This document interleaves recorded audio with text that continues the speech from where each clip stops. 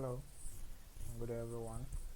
So our little demo project today will be on an implementation of brailleCode using TypeScript. So as you can see, the implementation logics was adapted from the book on the hidden language of computer hardware and software by Charles Pesold. You can check it out online and read the full story of brailleCode. We have a quick glance through on how the brailleCode implementation or the logics works so that we can implement it in code. To also code the bottom, I have already implemented it on my GitHub page. That's my GitHub name, you can check it out. And that's the brailleCode generator. I also have a package of it on npm, that's brailleCode generator by myself. So to begin with, this is brailleCode, and the eponymous Braille is named after Louis Braille, who was a blind person and made modifications to already existing technology to help the blind read. And we have more modifications on it. That's the grade 2 Braille, which is currently in use. But adapting logics to implement our brailleCode today will be focused on using the 6 dots, that is this dot pattern, whereby when a dot is deep, it means there's a character present. If it is empty, it means there's no character present. So that's what we focus to implement today. Also, since it's 6 digits, it means 2 raised to the power 6 will give us 64 unique possible character combinations. But our main focus today will be how to implement our alphabetic characters, that's A to Z. So, without wasting much time, I think I'll minimize this, then we get to business. So to follow along with these tutorials, you will need to have Node.js installed, you will need to have TypeScript installed either globally or per your projects. You can check it out online. And throughout the process, if you get an error, which I've labeled here, it means you have been restricted access in your VS Code. So you can execute this code in Windows PowerShell, so that when you run TSC, you don't get any error in your terminal. Otherwise, if this above command doesn't work, you can also use this one, tsc.command, and this is guaranteed to work. If it doesn't, you can check online, you have more solutions there. So to continue, also I have made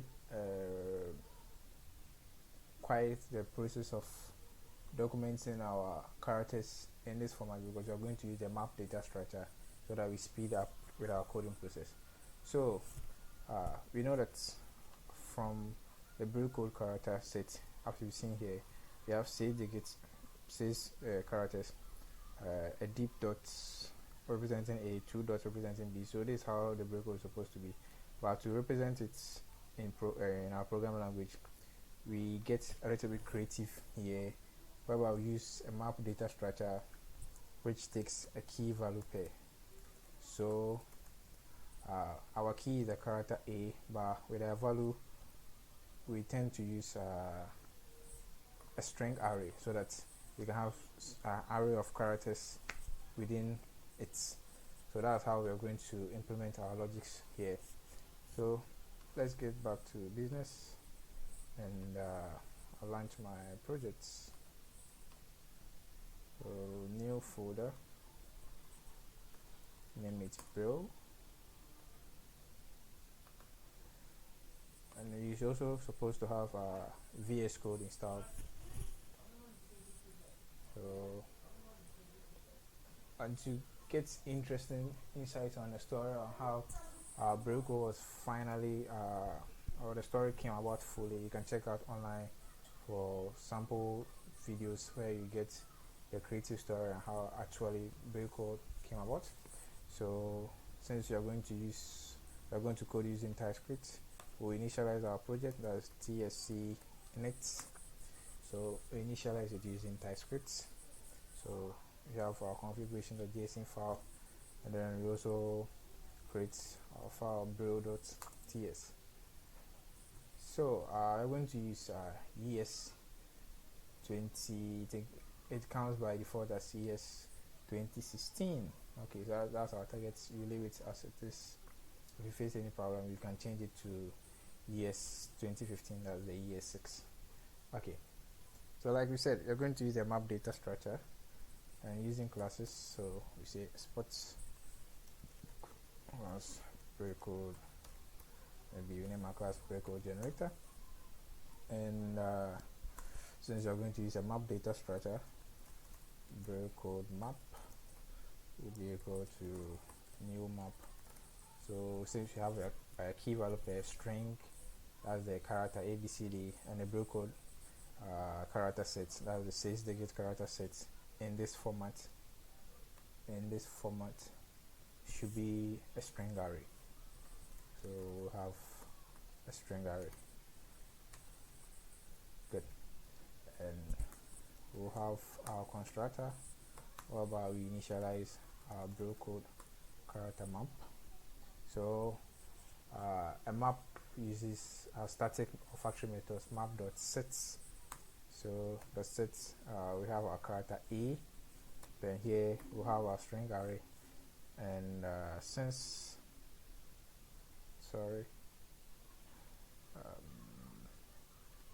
our A is in this format, a deep dot and a smaller dot. Actually, this character set are Unicode characters, so you can use any character set that you want online, but I decided to go with it. That's the most commonly used character for brailleCode. So it will be map.sets A, and then this character set, first character set, second character set, third character set are mapped as a string array in this format. So that's what we're going to have. Good. So we can change this dot set again to take the character B, likewise C in that format, but that's going to waste much of our time, so I decided to write it down in this text file, then just copy it up so that we get to speed up with our code. Sorry for that. So just copy and paste, then we have our A to Z brailleCode character set. So now from our document, good, then I think it's neatly formatted. So since we have our constructor, our brailleCode map set in our constructor, it is whenever we call the brailleCode generator, all this is already initialized in our constructor. So we get to focus on, first of all, we need to convert from character sets to brailleCode and brailleCode to character set. So that will be encoding and decoding. So to convert to braille, let's assume we have hello, my name is Nathaniel, or hello, how are you? We want to convert our English-like character or accent to brailleCode mnemonics. So how are you going to do that?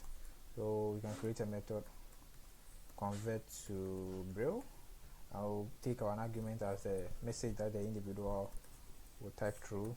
So convert to braille, message as a string. Then what we're going to do is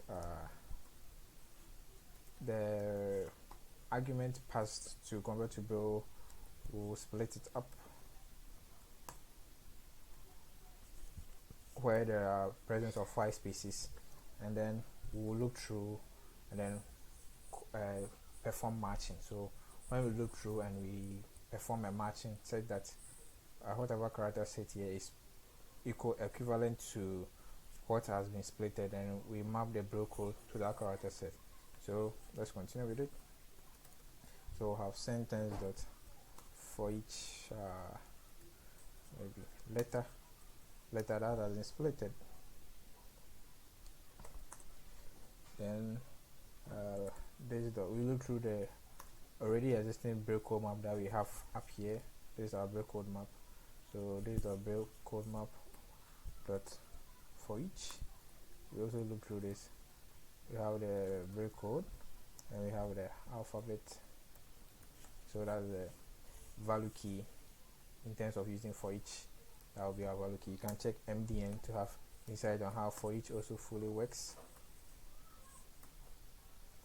And we say if the letter, the string, the message which was passed as argument is equivalent to if letter is equal to the alphabet, what we do is now if the letter is equal to alphabet, it means maybe a letter splitter is equal to this alphabet. So now we have this as a braille code, but this is a string array, so we have to loop through this string array to display it on a console. So we'll just do braille code dot for each code symbol. Let's give it a name. Code symbol, an argument any, just a string array. So we just console log it to the screen. So we have code symbol. Good. So voila, and that is it. We're done. To sanitize the output a little, we can place console.log here, so that after every individual word a space comes before the next word. So let's test it out and see. tsc braille.ts, and we are transpiling to our JavaScript equivalent. So now I have node braille.js. That is it. So that is nuts. Oh, what did you do? What message did you pass through? Nuts in brailleCode. Now, how do you know this is nuts? Let's try and console the alphabet and see. When you're done, we can also verify from brailleCode chats to see. So we have the letter. Okay. tsc.ts.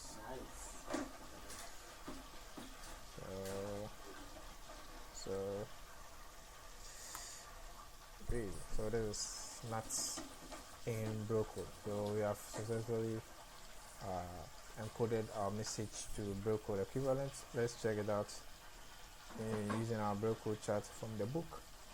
So how is nuts encoded? It is background noise. Sorry for that. I'm in the family. So this is nuts. As you can see, that is how N is encoded in braille. The A, that is it. Then we have the T, that is it. So we are done. Now let's get back to decoding. So that is when we have braille code and we want to convert the braille code back to human readable form. So what you're going to do is you're going to use a builder pattern. That will make our code beautiful to read and understand. So you can check out the Gang of 4 online and see patterns. And so we'll have a method add braille code. So this add braille code will take what do you call it? Maybe sorry for the adverts. Maybe we take braille code expression, and that is going to take a string array. So since we have 3 separate string arrays, our argument to be 3 strings array within this method. And what we're going to do is since we want to use a kind of a builder pattern, whenever a user keep on adding the braille code to the method, we have to save it or store it. So it means we'll create another map data structure up here to store the new value the user will be entering. So we'll have user entered braille code is equal to new map. So for now I'm not specifying within a diamond operator which argument will be the key and the value. So new map, so that will be of type any. So we'll come back to that. So now we'll have this dot user enter braille codes. Good. You have user dot enter braille codes to add it up. Let's see. arguments of braille. So user braillecodes will add the arguments of key and value. By this time we are only taking an argument of the brailleCode, which will be entered by the user. So it means we'll be lacking with the key, but user will provide the value. So then we can get creative here. Since the map data structure will be taking key value pair, we cannot assign it something like this, braillecode's expression. Is it for the first time? I think something like this won't be working. That is because a map takes unique key values, a key character. So this empty space will be used for one key, but the next cannot be used. So we can create a counter so that we'll increment our counter from time to time as the user keeps on entering new brailleCode values to convert it. So we can use a static, maybe the volume brailleCode count, specify the type equals 0. So we'll keep incrementing this here. Good. So plus plus. I think that should do. Why have the error? Has no call signatures. Yes, because we didn't specify the arguments taken by this. Is just any of type any. Okay, and since we said we are going to use a type of border pattern, we have to return this to the objects. You can check out more on border patterns. So we'll have since this is a static variable, we call the class, we call brailleCode generator dots, then the static variable, the instance of it, just to call it automatically. I think our error is gone. Okay, and then we'll return this. Yeah, I think that should do. What do you have this error? So okay, let's specify the signature type for the map. So that will be of type number and string array. Ooh, I think of course the disaster, but that shouldn't be the case also. But let me see. What is it saying? This expression is not callable. Has no call signatures. Ooh. Oh, okay. Sorry. So a map dot set. Okay. Let's format this. Good. So we got created. It means we can specify our signature type. So we have a type of number and a string Gary. Good. I think we are good to go. So when a user calls this method add brailleCode, you will just only pass the type of brailleCode to decode back to the human readable form, but the key will be auto incremented using numbers. That will have to be done by the code here, not by the individual. And I think that is done. So also I think the last thing to do is, since we want to make it kind of a little bit creative in the code, let's call something maybe outputs. Let's call something output results. Everything will be clear when we call all the methods during after the constructor initialization. So maybe output string, output real type of string, we initialize it, then we'll maybe create another method because we want to use the builder pattern to make the code fluent, kind of interesting to use for the end user. So return console dot this dot output result, something like that. So this is our output method as we are done. So convert to braille was probably our encoding phase. Now we will need to decode from brailleCode to human readable format. So let's have that one done, and that will be all for today. And don't forget to like and subscribe. We will have more interesting videos coming your way. Convert to character string. That will be our method name. Good. Now, when a user enters his braillecodes, it will be stored in this user enter brailleCode value, and then we'll look through this and compare it to our already existing brailleCode chart here. If the values here is equivalent to the values entered by the user, we assign a character to it. So we have to get an array to keep track of the characters so that we append to it or we push to the array. So create a variable, let's maybe braille character string, which will be a type of array. Specify type be an empty array. So now what we do is we look through the user entered array brailleCode. Now we value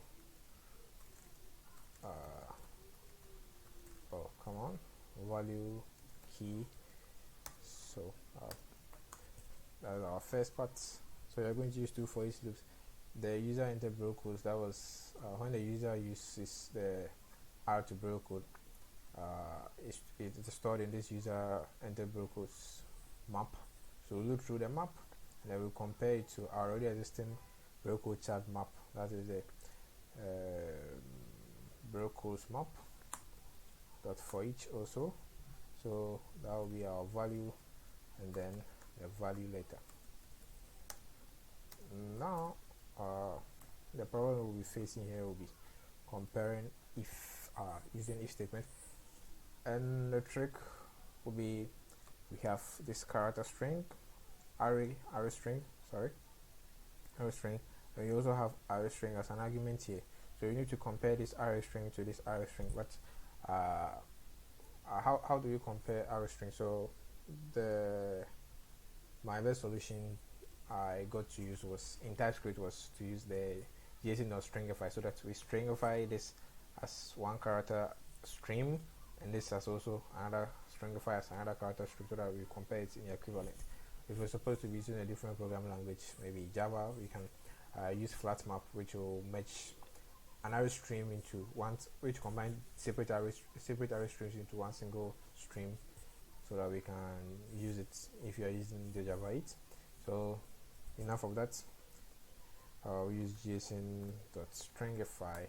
So stringify it as one value, brailleCode to JSON.stringify the value here. Now if the value from what the user entered is equivalent to the value we have in our map data structure of storing the which stored our brailleCode key value pairs, now it means they are equal. We can store the character in our array, so we push it to our array. That will be we push our value later. That was the letter. Then we can sanitize our code a bit to make the output a little bit neat. So brailleCode character string push maybe a white space, and we are done. But we're supposed to return this because we're going to change the methods. So what we do is this dot output results. We are not going to console log within this method, so we are going to call this output method, which will return this dot output result. So it means we need to assign our result to this dot output results within this method, and then this is an array. We need to convert it to a string, so we'll call dot join array method, dot join starting method, dot join, and we'll return this thing. That is all. Voila, we're done. Let's test it out and see. We have example dot add brailleCode, so we're going to change the methods. So let's see. Well, I'm currently learning French, so let's use a word, maybe clay, that is key. So we take this sorry. So we change the methods, then dot add brailleCode again. So we take the L, where is it? So we leave the final, which is dot add brailleCode. Okay, and then E. So that is it for the final decoding process. Now after changing the methods add brailleCode, what we need to do is we need to call dot convert to character string method, which converts the input data here to it equivalent the character string, then we output the result. I think that is all. Formats, then let's transpile it to JavaScript code and see. We're supposed to get CLE and our outputs. So it's kind of taking a little bit of time, but let's be patient with it. Ooh, we don't have any CLE. That is a disaster. Let me save. Let me format my document. Let me try it out again.